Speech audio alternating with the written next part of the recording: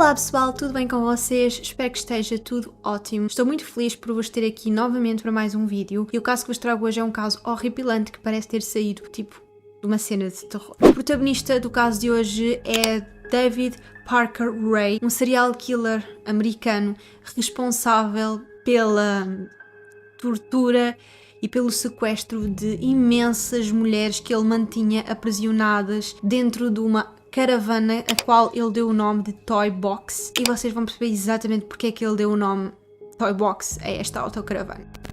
Para iniciarmos o caso de hoje temos que viajar até à cidade de Albuquerque, no Novo México. Cynthia Virgin era uma prostituta de 22 anos que saía às ruas à procura dos seus clientes. Ela já tinha tido problemas com a polícia e já tinha sido avisada várias vezes que não podia estar naquele local, e numa determinada noite em específico ela terá sido abordada por um agente da polícia que ela pensou que simplesmente a ia mandar embora do local, mas este agente da polícia acabou por algemá-la, agredi-la, colocá-la dentro de um carro. Apesar de estar quase inconsciente, a Cynthia conseguiu perceber que a viagem estava a demorar muito tempo e estava a ser levada para um local isolado. Quando este falso polícia parou o carro, obrigou-a a sair e acabou por lhe dizer: "Bem-vinda à minha caixa de brinquedos." A Cynthia percebeu que estava num local completamente isolado e a única coisa que ela conseguia ver à sua frente era uma enorme autocaravana. A caravana estava cheia de objetos de tortura como serras, facas, fios elétricos, tudo aquilo que vocês possam imaginar que possa servir para torturar alguém. O teto tinha também vários espelhos e no centro da autocaravana estava uma cadeira de ginecologista. No local, dentro da autocaravana, estava também uma mulher, Cindy Wendy, que era mulher e cúmplice deste falso polícia. A Cynthia foi presa à cadeira de ginecologista, foi-lhe colocada uma coleira e foi forçada a ver um vídeo onde estava descrito tudo aquilo que ela iria sofrer. Ela também não podia falar e tinha que se referir àquelas duas pessoas que a sequestraram como os seus mestres. A Cynthia foi de facto torturada durante várias horas da maneira mais horripilante que vocês possam imaginar e acabou por ficar presa dentro daquela autocaravana durante alguns dias. Durante o dia ela ficava sozinha, completamente abandonada, e à noite os seus dois mestres vinham até à autocaravana para a torturarem mais uma vez. Só ao terceiro dia é que a Cynthia teve uma chance para conseguir sair dali. A Cindy, que era a mulher e cúmplice do falso polícia, acabou por se descuidar e deixou as chaves da autocaravana numa mesa bastante próxima onde estava a Cynthia, que acabou por conseguir chegar às chaves, só que entretanto a Cindy acabou por perceber que ela tinha conseguido pegar nas chaves, as duas começaram a lutar, mas apesar de estar bastante debilitada, a Cynthia conseguiu agarrar num picador de gelo e agredir a Cindy, conseguindo fugir do local. Ela começou a correr sem saber muito bem para onde ir, estava completamente despida, cheia de sangue por todo lado, com uma coleira no pescoço. Vocês podem imaginar que isto é tipo uma cena de um filme de terror. Ela começou a correr sem destino até que conseguiu chegar a uma casa onde ela pediu ajuda, essa pessoa deixou-a entrar e chamou a polícia. Ela acabou por contar à polícia tudo aquilo que tinha sofrido nos últimos dias e no dia 22 de março de 1999 o falso polícia e a Cindy acabaram por ser presos, e quando a polícia entra dentro da autocaravana eles ficam em choque com tudo aquilo que encontraram. Antes de avançarmos para o resto do caso, é importante percebermos quem era na verdade este falso polícia e o que o levou a construir aquela autocaravana e o que o levou a sequestrar e a torturar mulheres. É importante percebermos toda a sua história até este ponto. Este falso polícia era na verdade um homem chamado David Parker Ray. O David nasceu a 6 de novembro de 1939 em Belém, no Novo México. Ele cresceu com a mãe e com os irmãos na casa dos avós, num pequeno rancho que eles possuíam. O pai do David nunca foi presente na vida dele, ele apenas aparecia de vez em quando para agredir a mãe do David à frente de toda a gente, e quando ele vinha até à casa dos avós do David, ele trazia ao filho revistas de conteúdo adulto apesar do filho ainda ser uma criança. E o pior é que estas revistas não eram só revistas de conteúdo adulto, mas eram revistas sobretudo focadas em atos de tortura. O David sempre foi uma criança reservada, muito tímida. Na escola ele sofria de bullying, não tinha amigos e quando chegava à casa a sua mãe era muito ausente, o seu pai também era muito ausente e a única pessoa que ele tinha era praticamente o seu avô, que também não era uma pessoa muito simpática e que também o agredia, o insultava, o rebaixava.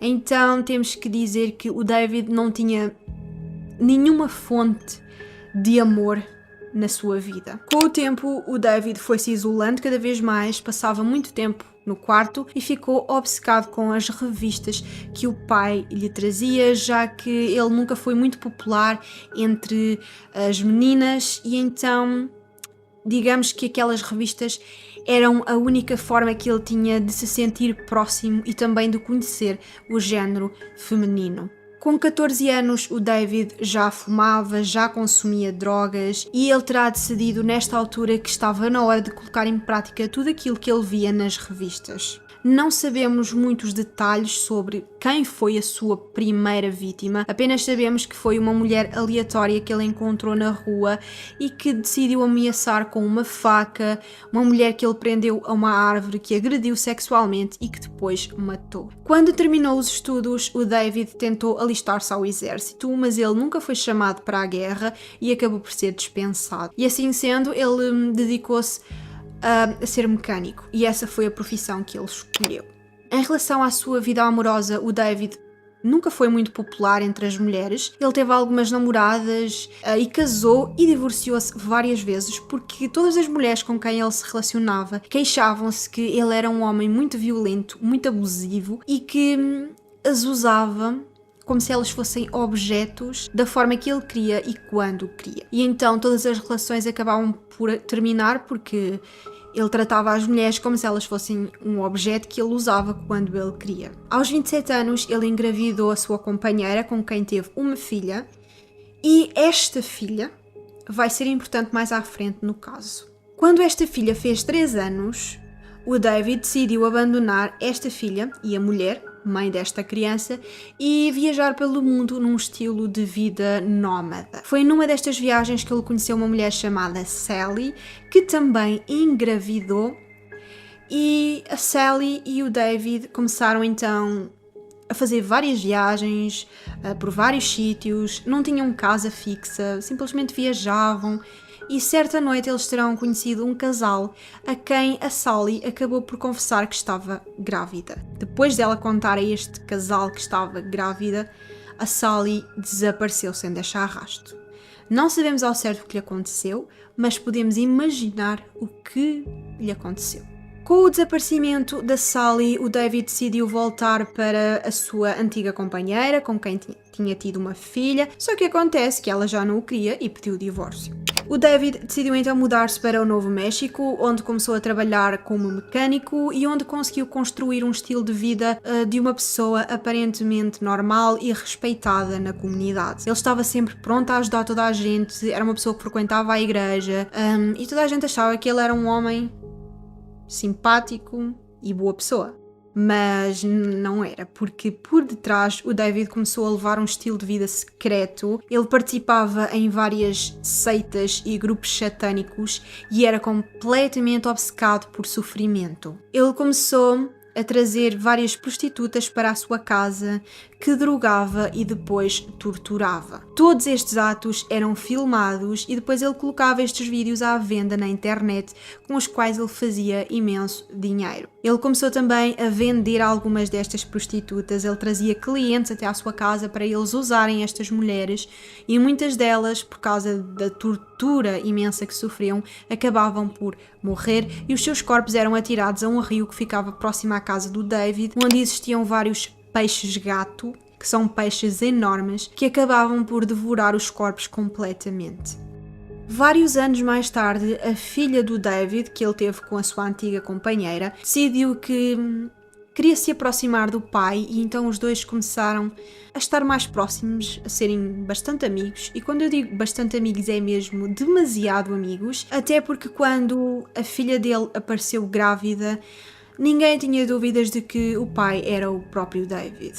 Ao passar mais tempo com o pai, é claro que a filha dele acabou por perceber o estilo de vida que ele levava, acabou por descobrir que o pai trazia mulheres para torturar, só que ela não denunciou, ela simplesmente decidiu juntar-se ao grupo de tortura e então agora ela estava em conjunto com o seu pai neste plano macabro de torturar pessoas. Neste momento, o David acaba por decidir que a sua casa era demasiado pequena para tudo aquilo que estava a acontecer e é nesta altura que ele decide então comprar uma autocaravana que ele acaba por remodelar por completo e transforma num posto de tortura. No interior desta autocaravana estavam todas aquelas ferramentas que eu já vos falei, serras, facas, fios elétricos, uma cadeira de tortura, tipo, tinha também nas paredes várias instruções de como torturar pessoas, tipo, o teto tinha espelhos para que as vítimas, ao serem torturadas, tipo, pudessem estar a ver-se a si próprias a serem torturadas, tipo, é mesmo um cenário de terror. O David deu a esta autocaravana o nome de Toy Box,